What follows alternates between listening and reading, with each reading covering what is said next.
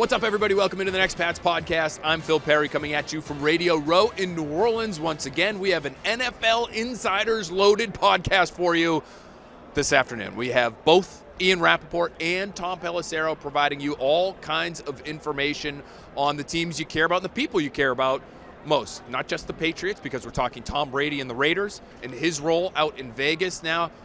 How much of Brady's show is it really under Mark Davis? I think you're going to find that answer fascinating from Tom Pelissero. We're also talking Bill Belichick with both Pelissero and Ian Rapaport. Is the door officially closed on Bill Belichick to come back to the NFL? You're going to hear differing answers from our two NFL insiders on with us today, so really interesting back and forth. We taped these separately. We did Tom Pelissero on Tuesday. We talked to Ian Rapaport on Wednesday.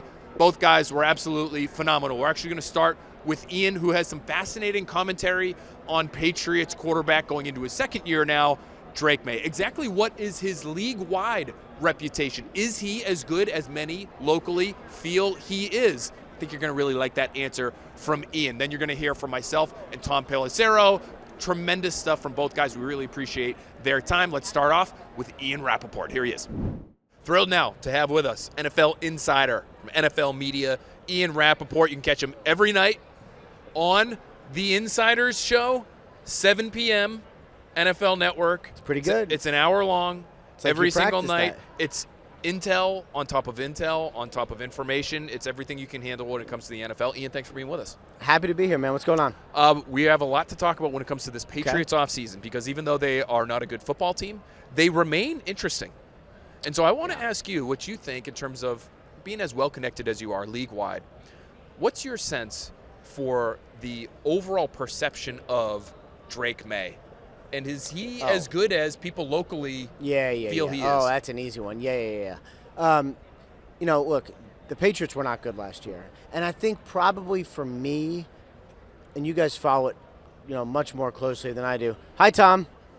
You guys followed us more closely than I do. Tom was with us yesterday. He did a tremendous job. Oh. He did a fantastic job. And fake. he's only adding to his resume by trying to drill you with mini football. Was that a mini football? No, it was Was that a dried apricot? No, it was a top of a Gatorade.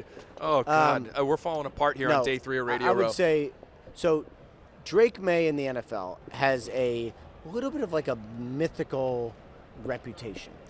He was the guy everybody wanted in the draft, right? Like, it was Caleb, Jaden Daniels, and everybody wanted Drake Maye. Everyone tried to trade up for him. And the Patriots, I thought and was kind of being told that they were considering trade options. And then you look back on it, and I don't get the sense they considered basically anything. I mean, they considered it, but, not actually. I don't think they were about to do anything. I think it was like, we're going to have to get our, socks knocked off to trade this guy. And then he went out and played with a not good team, without great talent, with an offensive line that should be talented and really looked not very good. Receivers that were not very good, except for maybe a couple or one. And he looked good. I think there were a lot of reasons why this Patriots job, which I think was always probably going to go to Vrabel, a lot of reasons this job was desirable. Drake Maye is the top of the list. Yeah, it's really interesting that he probably ended up being one of the reasons why Vrabel ends up coming to the Patriots, because I think there were a lot of people before the season started that had questions about Drake Maye. Well, you're taking the third of a 3 quarterback type of first round in 2024, and he ended up really impressing a lot of people. Do you think the combination of Drake Maye having this reputation that he's already been able to build up, and now Mike Vrabel, is that enough, Ian, for them to get what they need in free agency to be a significantly better team this coming season? It's tough because I know they tried last year, took a lot of big swigs at free agency, receiver and Calvin Ridley and just a lot of them. And I don't know that they got particularly close. I think Ayuk they were in on, if I remember correctly. It's just nobody knew. Nobody knew. And nobody wants to go to a bad team without a quarterback. Well, now they got a quarterback. Are they a great team? No. Probably still a year away. Although, as we've learned from the Commanders, if you got a guy and you surround him with, really good group of middle-class free agents, you can make your roster quickly better. I think it'll be a better spot in free agency. I'm not sure it'll be – I think they'll spend – they have to spend. but I don't know if it'll be like top of the market. I could sort of see if it was like the Commanders last year, where you're like, we have so many holes to fill, we're going to spend $10 million on like 6 guys instead of $60 million on 2 guys. I wonder if T. Higgins will be part of their plan this coming off season. I think there are a lot of people who assume and rank him as maybe the best free agent across positions. It's a need for the Patriots, that receiver spot. Sure. He changed agents, He did. Ian. Now he has the same agent as Jamar Chase. I wonder if you feel as though that makes it more likely that he actually stays in Cincinnati. Is he even going to be available to the Patriots is the question. So I do think it makes it more likely he stays in Cincinnati. And it's important to remember, and we do this every year, we get the free agent list, it's February, and you're like, man, look at these top free agents. And then really what you need to do is chop off the first 10 because they all get tagged or do deals with their team. And I don't know if T. Higgins is going to be free, but I wouldn't bet my life on it. And so I think a lot of people are like, man, T. Higgins, he could be on our team, and you see the Photoshops, and that's the stuff that really makes free agency fun. But I need to see whether or not he gets tagged first. Because that's the only thing, is do they tag him a second time and go, we're just going to hold him and try to do a deal with him. Now, if he is free and goes somewhere, like, to me, the Patriots have as good a chance as anyone because they got a guy. But I need to see if he's free first. Last question I want to ask you before we get to our Gumbo portion of the program, which you're absolutely going to love. Tom Pelissero lit it up, your fellow insider, during yesterday's show. And so the bar has been set, sir. You're going to have to perform when it comes to the Gumbo. But last thing is, when it comes to Patriots-related storylines, Bill Belichick doing things that we never thought he would do. He's walking around, you're familiar with the area, he's walking around St. Sebastian's High School, and he's talking to kids from Hanover, Mass, and trying to bring them to North Carolina in recruiting. Do you think he is officially out in terms of ever having an NFL future ever again? I would say no. I mean, Pete Carroll got hired, and he's, I believe, a year older, a little bit He's older. a little bit older than Bill, A little bit older than Bill. No, I don't think he's definitely done. What I kind of wonder, the whole thing was interesting. I didn't think he had a great chance at landing one of these NFL jobs this year, and obviously he didn't get one. I knew he was kind of talking to some people, maybe Raiders, maybe Jaguars, but I didn't get the sense that he would really had a great chance of them. What I wonder is, and so like as the North Carolina thing happened, people would text me and they're like, can you believe this? And I'm like, yeah. Loves football, loves to coach. Does he care, honestly, if it's the NFL or the ACC? Like, not really. I wonder if he's going to like it. College football is great, and yes, you make more money in the NFL, but he's made money. And the atmospheres are great. You can really, teach as, people and, help grow people. I wonder if he's going to like it, and maybe that's why he doesn't come back to the NFL. So maybe he'll like it so much that any potential NFL opportunity just sort of goes up in smoke because he doesn't want it. Right, and I will never put thoughts in Bill Belichick's mouth. I covered him too long, know him too well. Anyone who says they know what Bill Belichick is thinking does not have good information. Even people closest to him, unless he's calling you and saying, I'm taking this job, you really don't know. But I never felt, to me, like the all-time wins record was his goal. I never felt like that was the goal. And if I'm right on that, which I don't know, then he might stay in college if he likes it. Would be fascinating to see. We're hoping, I think, selfishly in the media, that it goes well, because that is a more fun storyline. If it's 3-8, it's a tougher one to talk about. So if he's making a push for the college football playoff, boy, that would be something. Okay, time for Gumbo, Ian. Obviously, we're here in New Orleans. Fantastic city. Had some gumbo for the first time last night, by the way. It was delicious. First time in my life. I've had gumbo every meal here. I've never been to New Orleans before. I don't know how that's happened. I missed a Patriots. They do, but it's you want the genuine article, as they say, Ian. I want you to reach into the bucket here, grab the ladle out a football. Then there's going to be a number on the football, and I'm going to read you the corresponding question associated with that number. What number did you get there? I got 30. Number 30. Jason McCourty, the great Jason McCourty, number 30 with the New England Patriots when he won a Super Bowl. Question number 30 here is the best thing you've eaten. Speaking of gumbo, what is the best thing you've eaten in the last 5 days, Ian Rapaport? I had charbroiled oysters at, what's the name of the place? Seaworthy, I think the name of the place is. All right. A dungeon-looking bar that was so amazing. charbroiled oysters. The greatest. I really enjoy oysters, and I'm getting older now, Ian, and so the raw oysters scare me a little bit, but charbroiled I think I could do. Would feel a lot safer. Raw also very good. I felt safe throughout this entire interview. Thank you for doing that for me. Thank you for being so great. We appreciate you. No problem. Thanks for having me.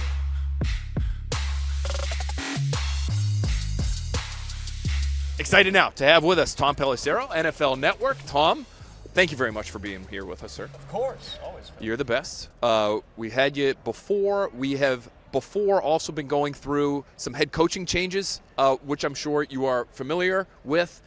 We're getting used to it now, one off season after the next, changing coaches. I'm curious what you think of Mike Vrabel's staff in New England. It's been an interesting process to watch him put it together. A lot of guys that he's familiar with, and then Josh McDaniels, who he's familiar with but never worked with in the past. What have you made of the staff hirings that he's made to this point? I thought it made a lot of sense, and I know that Josh McDaniels was somebody that from ownership level, they really wanted to get re-involved in the program a year ago. They might have been willing to have Josh McDaniels in at that point, but obviously he was still fresh off the Raiders situation. I think that bringing him back in now with a guy that he respects in Mike Vrabel, makes a lot of sense. Even the geography of where Josh was living aside. Sure. Josh has a proven track record. They believe in him. He does have a good track record working with quarterbacks. So I thought that was the least surprising, I think, of anything they did on staff. Terrell Williams is a guy people don't know as well, but I remember having a conversation with Dan Campbell last year going through camp. That was his first year. He'd been with Vrabes, and then Vrabes was out, so he went to Detroit coaching the D-line. And Dan Campbell, I was just like, what else are you excited about? He goes, that guy right there. Terrell Williams. He's like, that dude is such a stud. He's brought so much to the team. This is like first day of training camp. So he's got a really good reputation in the league. This is his first time he's been a coordinator. He's kind of a career position coach type of a guy. But obviously Vrabel's going to be really involved with all aspects of the program as well. And then if you go down, some of the rest of the list here, there's established coaches like, Todd Downing coming aboard as the wide receivers coach, a guy who Vrabel going into his last year had let go, obviously, in Tennessee. But Todd's called plays in multiple different places. He's worked with quarterbacks in the past. Now he's coaching receivers. Just having somebody with that level of experience as a resource and a sounding board, I think can only help everybody in the building. It really is interesting that they have all of these very high-level coaches with high-level experience between Josh McDaniels, Mike Vrabel, obviously, Doug Marrone, former head coach, Thomas Brown, who's a younger guy but is now been an interim I forgot Thomas on that list coach. too, he was well-respected everywhere that he's been. He's an energy guy. He's a very competitive guy. And then Doug, that's another one who's got, he's been around forever. Shoot, he almost won the AFC Championship on a Blake Bortles-led Jaguars team in 2017. Almost beat the Patriots in Foxborough. They had him down, yes. A lot of personalities, big personalities in that room, on that staff. Any concern that when you have that many high-level people together, where they all have their own opinions and philosophies as to how things would work, that there just will be some growing pains in terms of these guys working together? Because there's not a lot of guys, even though Downing has worked with Vrabel, I don't think Marrone ever has. Josh coached Vrabel but hasn't worked with him in that capacity. So I'm just curious, your take. Do you think there could be any growing pains when it comes to these guys playing nice? I'd be more concerned with it if Mike Vrabel hadn't been a head coach before. If he wasn't somebody who knows exactly how he wants things, he knows how to set the program, knows how to set the culture, knows how to get everybody on the same page, coaches, players, and coach to coach, player to player here. He's clearly the man in charge. He's very much, when people ask, like, why was Vrabel out the year before? Why was Bill out the year before? Why were all these coaches? It's like the football god archetype was not in vogue in the NFL. It was a bunch of positive culture. We're all in this together. It was a product of Dan Campbell and DeMeco Ryans and guys like that having success. Now you've seen some of those have worked well, some of them have not. Now you're bringing a guy with Vrabel who absolutely can be demanding. He can be exacting, but that's what they're also used to in New England. I've got no doubt, that Mike is going to be able to get everybody pulling the same direction here. And also remember this, too, which I think is important.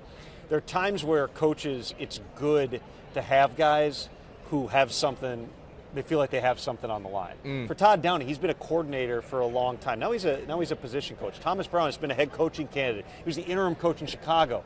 and now he's in a little bit different role here. Having guys who are maybe a little bit hungry to get back to those same spots they've been before, I think that's a positive thing. And, as much as I know that fans in New England might look at the resume sometimes and just go like, why are you bringing certain guys in? These are well-respected coaches within the league, and guys, in the case of Thomas Brown and Todd Downing, who definitely had options. Capable guys with chips on their shoulder, maybe. Yeah, you hear about that when it comes to players all the time, but it could be true with coaches as well. I want to ask you about another coach. He's in the college ranks now. Bill Belichick. Is his time in the NFL done, or is there any world in which he finds success at North Carolina this season? Feels like, obviously this offseason has passed him by in terms of the coaching cycle, and he finds his way back into the league. Do you think the league is open to welcoming Bill Belichick back? The league is open to welcoming Bill Belichick back, and I firmly believe, based on everything I know, Bill Belichick is willing to come back. He's not going to take just any job. I think that there would be, multiple different considerations. Bill, at this point, he knows he doesn't have a 10-year run in him here. He would need to go to a place with a quarterback or the resources to get one, with enough of a roster in place that you can win now, with an owner who's not going to be meddling and on him every single day.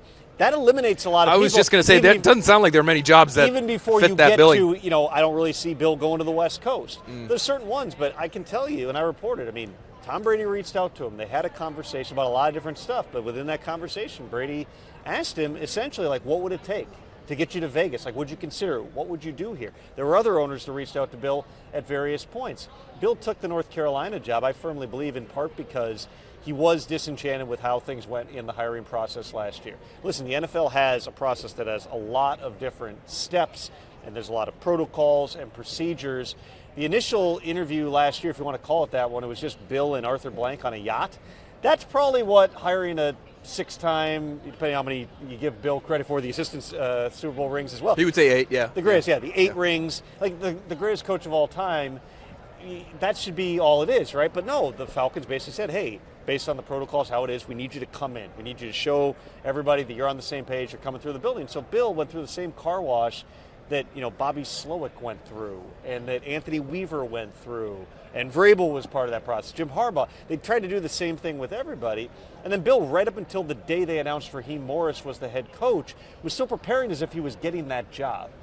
So to go through that, you can imagine where that's disheartening on some level. Embarrassing. It makes you think on this some is level. just a little bit of that. I don't think that Bill necessarily carried embarrassment with him so much as just what are these people doing? And Mike Lombardi obviously has voiced some of that stuff, saying we joke about how messed up the NFL is. Bill has no interest in going back and all that. If anyone on earth knows and has told people, speak for yourself, it's Bill Belichick. He told every player, every coach that, hey, Phil, what do you think of Tom Curran? I would just say for myself that I think I'm doing I'm doing my best here doing this interview right now. You don't talk on anybody. I wouldn't be able to hold back like that, Tom. We've never heard Bill. I'd let it rip. I'd let it rip on Tom Curran. We've never heard Bill specifically say, I don't want back in the NFL. We know he's taken some shots here and there, but he's never said, I will never come back. He said, I didn't go here to leave.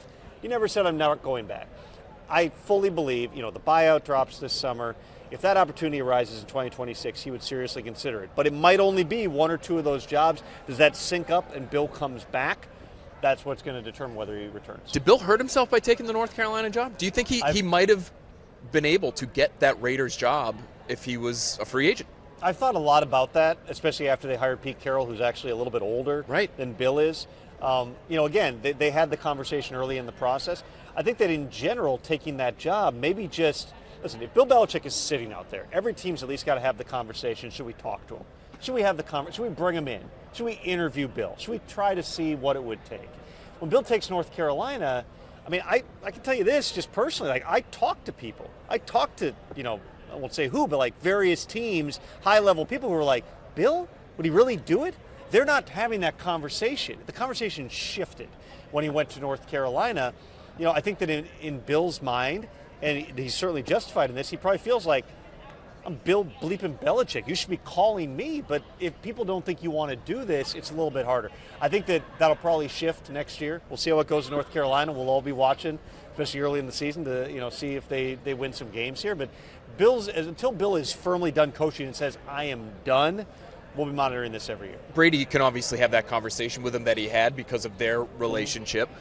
He is obviously now a minority owner in Vegas, but how much pull does he have there? Is he really running the show? He does. It's his show. It's him and his partner Egon, and they're kind of operationally the ones certainly setting the program. Now, I mean, you look at who they hired. They went out and they hired John Spytek, who had been with Brady in Tampa, had played with him briefly at Michigan. And then you hire Pete Carroll, who doesn't have a direct connection. But in my mind, the connection there is you won a Super Bowl in Tampa with an older coach who came out of retirement, and you just found a quarterback to come in and change the entire culture of the operation. And they're still winning. The Bucs are still winning the division every year long after they were gone. That's the thought process here, is bring in a culture guy who's going to get this thing on the right course. Are they going to win big? Are they going to win 12 games next season? Never say never, but even for Pete, the first time he got in the playoffs, I mean, they were 7-9 when they snuck into the playoffs and then beat the Saints in the Beastquake game. But you're going to come back to competency, and you're going to know what the Raiders are about. Tom has his fingerprints all over everything, and, I think that's the only question in my mind is just for how long. Because Right. Mark Davis has made a lot of changes. There have been people who are in the inner circle, and then they're out. I would tell you, Mark doesn't want to be making all those changes. He doesn't want to be blowing it up every year or two here. The hope is this is the group that gets it right.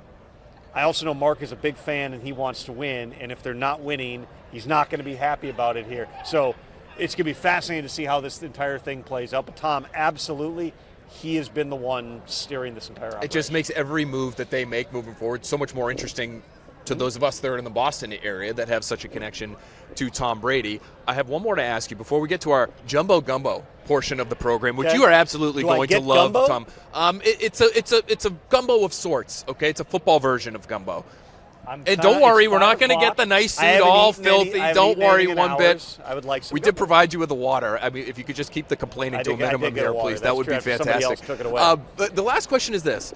Is Drake Maye viewed as being talented enough to entice free agents or trade candidates like Cooper Kupp, who might have some say in terms of where they end up next, to come to New England? Because it doesn't look like a real desirable place to play, but if he's good enough, maybe you could get a T. Higgins. Now you're going to have to blow him out of the water with money too. Maybe you could encourage a Cooper Kupp to say, hey, we're on the right track here. You could help us build something here. It's harder with a Cooper Kupp because he's 31 years old. He's been hurt 3 straight years. He's due a lot of money, and you got to convince him you got a chance to win right now. He's going to want to go somewhere where he's got a real chance. But to your point on like T. Higgins, remember last year, Elliott Wolf was in on all those guys. He made the best offer to Calvin Ridley. Ridley decided for a variety of reasons to go to Tennessee instead. They were in on the Brandon Ayuk trade. They were in on other trades. I mean, they were trying at that position. Realistically, they probably still have to maybe overpay a little bit just because people don't know how far away are you. You're in a division with the Bills. You're in a division with the Dolphins. How long is it going to take you? But Drake Maye is absolutely a selling point. That's the biggest thing. You've got a lot of resources in terms of your cap spend that you can do. You certainly are in a good position with a high draft pick. Not the highest that you could have had, but you still got a very high draft pick, and you're high in every round. You got a lot of resources to build this thing. The number one sell they can make, besides, hey, we're going to pay you the most, is we now know what Drake Maye is. A year ago, people didn't know. Drake Maye could have been Will Levis. Nothing against Will Levis, but it could have been a guy that's like scattershot, and he's not going to be the long-term answer. What you saw from Drake Maye last year on a team that didn't really have the full answers in the offensive line, that wide receiver-wise, they got a bunch of NFL-caliber players, but they're not number 1, number 2 receivers. Jalen Polk, who was your top pick, who you had high hopes for, something just broke there, and you're hoping you're able to get that back moving forward. They had so many different challenges, even to set aside the coaching piece, and most of those guys are no longer there. Now you can go, we got Drake Maye. He needs you to unlock him. You've already seen what he's done with these guys. If you come in, that is definitely something you can sell, but you still probably got to pay. Yeah, not the most attractive place, but more attractive because Definitely Drake Maye is there. and because of Vrabel.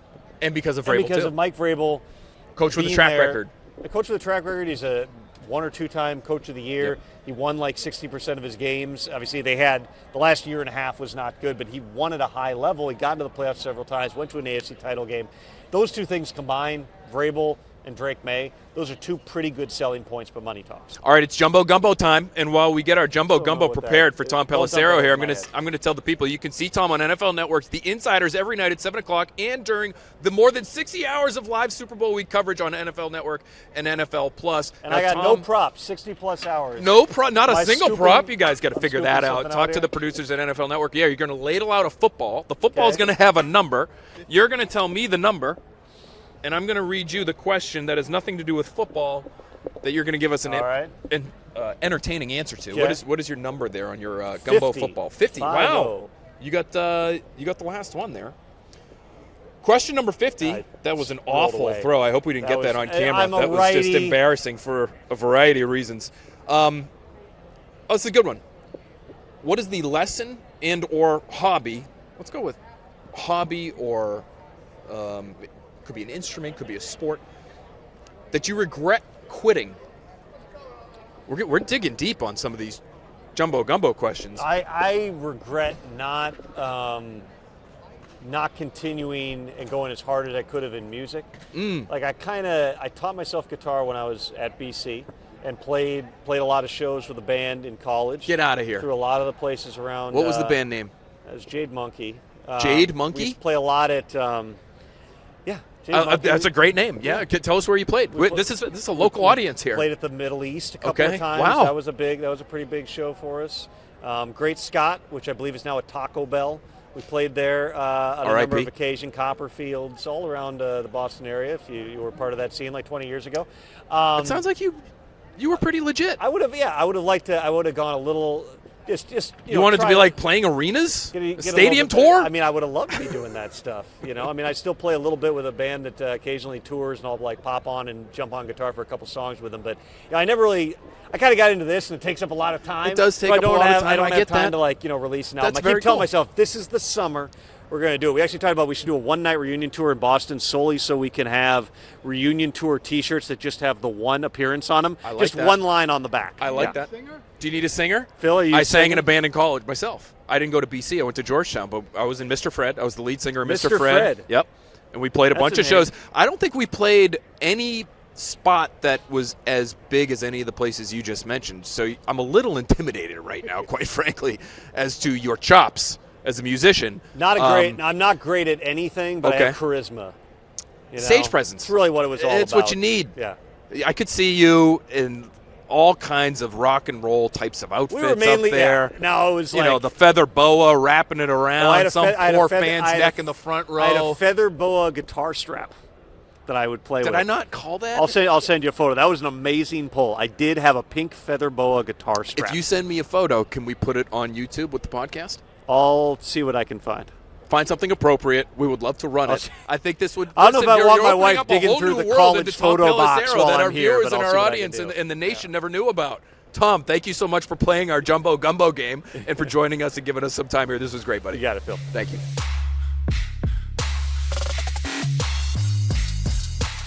Who'd have thunk? Tom Pelissero, rock and roll, feather boa guitar strap playing son of a gun in Boston. If you're listening to this podcast, there's a decent chance you actually saw Tom Pelissero play live in concert and you didn't even know it. And now you're thinking back to Jade Monkey, that rings a bell. Guy with a funky guitar strap just ripping guitar solos. Now he's an NFL insider, Tom Pelissero. Fun facts here. We're loaded with them here on the Next Pats podcast. Great job from both guys on the Jumbo Gumbo portion of the program. Great job from you all for continuing to stick with us all week here on Radio Row with the Next Pats podcast, with the Patriots Talk podcast. Make sure you're checking out those episodes as well. We've had a new Patriots Talk pod every single day coming at you from New Orleans here. And again, told you once, I'll tell you 1,000 times.